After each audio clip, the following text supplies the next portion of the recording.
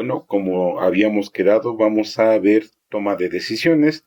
Toma de decisiones por ahí es un tema de administración estratégica que, bueno, estaremos tocando el día de hoy.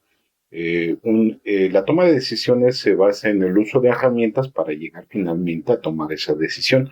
Una de ellas puede ser el análisis FODA, que en algún momento ya se los había mencionado, pero no les había dicho de qué se trata. De hecho, este tema lo vamos a estar desarrollando el día de mañana. El análisis FODA permite evaluar tanto factores internos como externos que afectan a una organización o proyecto. ¿Por qué se llama FODA? Porque dentro de este análisis se ven fortalezas, oportunidades, debilidades y amenazas. Dentro de las fortalezas se trata de identificar las ventajas internas de la organización. Dentro de las oportunidades se examina las condiciones externas favorables, es decir, todo aquello que no está dentro de tus posibilidades, sin embargo, representa una oportunidad para seguir creciendo.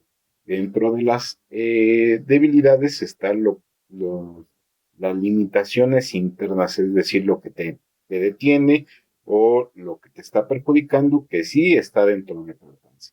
Y dentro de las amenazas se consideran los factores externos desfavorables. Ahora, aquí hay un tema bastante interesante que siempre mucho para la toma de decisiones, que es el árbol de decisiones. Un árbol de decisiones es una herramienta gráfica que representa diferentes opciones y resultados posibles en función de las condiciones y eventos que puede ocurrir. Ayuda a visualizar las consecuencias de cada elección y a tomar decisiones informadas, ¿no? En este caso, como podemos ver de un árbol de decisiones, de una variable puede haber n número de variables, ¿no? Dependiendo de qué tan grande o amplio quieras hacer ese árbol de decisiones, ¿no? Otro, Otra herramienta es el análisis PESTEL. El análisis PESTEL considera los siguientes factores. Factores como políticos, económicos, sociales, tecnológicos, ecológicos y legales. Dentro de los políticos podrían estar los cambios en las políticas gubernamentales, y es que cuando una organización se va a establecer en algún lugar debe de tener cuidado con esto de factor político, porque de ello dependen infinidad de cosas. Dentro de los económicos tendremos las tendencias económicas y tasas de interés. Los sociales son aspectos culturales, demográficos y sociales. Dentro de los tecnológicos está la innovación y avances tecnológicos. En los ecológicos está el impacto ambiental y la sostenibilidad. Y dentro de los legales están las leyes y regulaciones. Normalmente cuando una organización se va a establecer en algún lugar que no conoce o país que no conoce, el primero en llegar pues es el equipo legal para ver cuáles son las regulaciones que se tienen que cumplir. Dentro de estas herramientas también está una técnica de los 6 sombreros.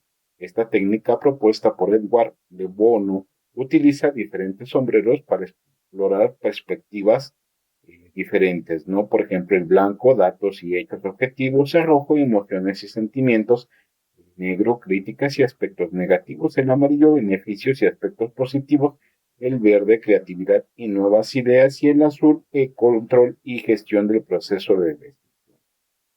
Y es más o menos la técnica. Ahora vamos a ver un poco cómo se estaría aplicando. Vamos a ver en qué consiste una de ellas, que es el de los 6 sombreros, ¿no? En este caso, el sombrero blanco son hechos y datos. Cuando usas el sombrero blanco, te concentras en los hechos objetivos y los datos. Lo que debemos preguntar es qué información tenemos, cuáles son los números, estadísticas o detalles concretos, ¿no? Por eso se llaman blanco, porque se basa en hechos y datos. Dentro del sombrero rojo se trata de emociones y reacciones. Cuando uno se deja llevar por las emociones y cómo reaccionas, pues es un tanto más un foco, un punto en el que puede o debes de poner atención. ¿Cómo nos sentimos al respecto? ¿Cuáles son nuestras intenciones y emociones? Dentro del sombrero negro está crítico y lo cauteloso. Con el sombrero negro adoptas una postura crítica. Pregúntate cuáles son los posibles problemas o desafíos y dónde podrías fallar.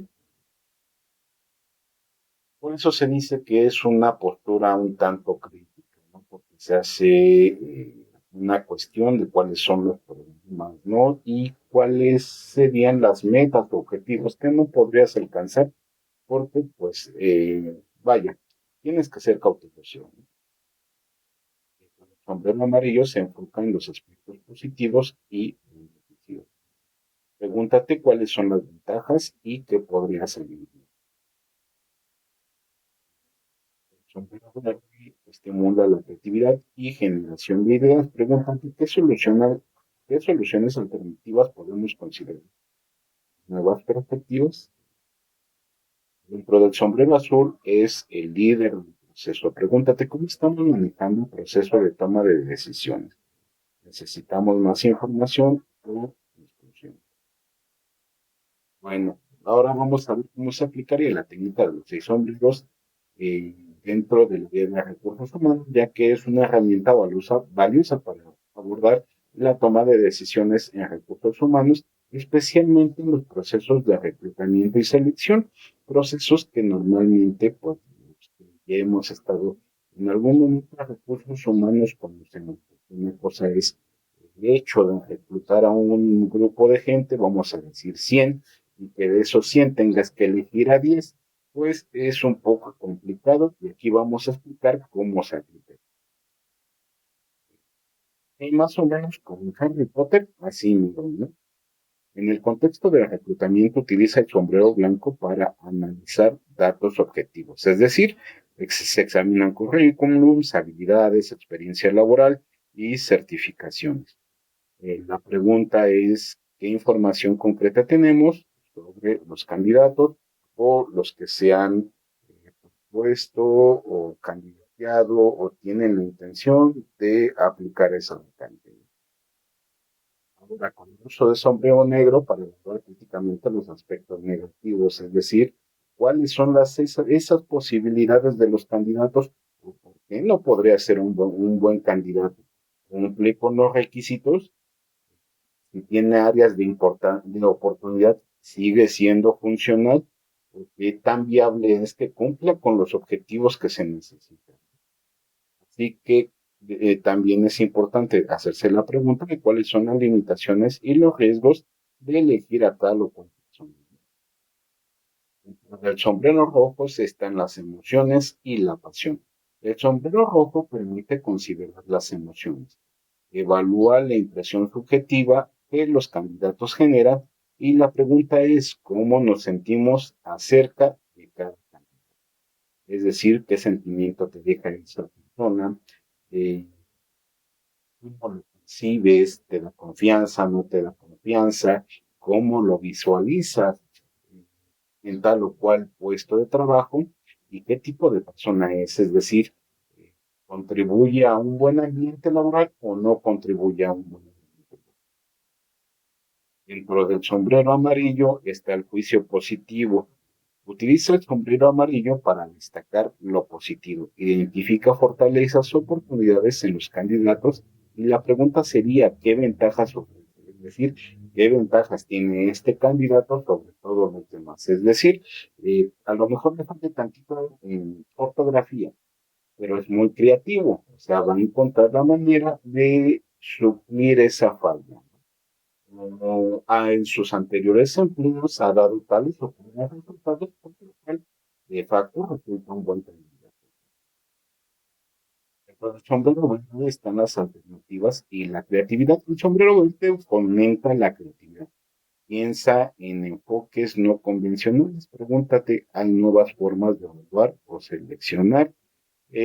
Por ejemplo, casi siempre se hace la pregunta, ¿tenías tal problema? Dime cómo lo resuelves.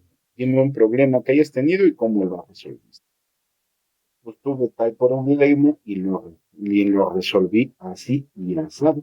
Es por eso que, por ejemplo, cuando van a contratar choferes, contratan regularmente a los que ya han tenido accidentes en carretera. ¿Sí? Porque pues, con esa prueba tus habilidades para funcionar en situaciones peligrosas y creo que eso es lo que más es valorado en el proceso de contratación, ¿no? Y el sombrero azul es el control del proceso. El sombrero azul es para el líder del proceso y supervisa el flujo de selección y toma de decisiones.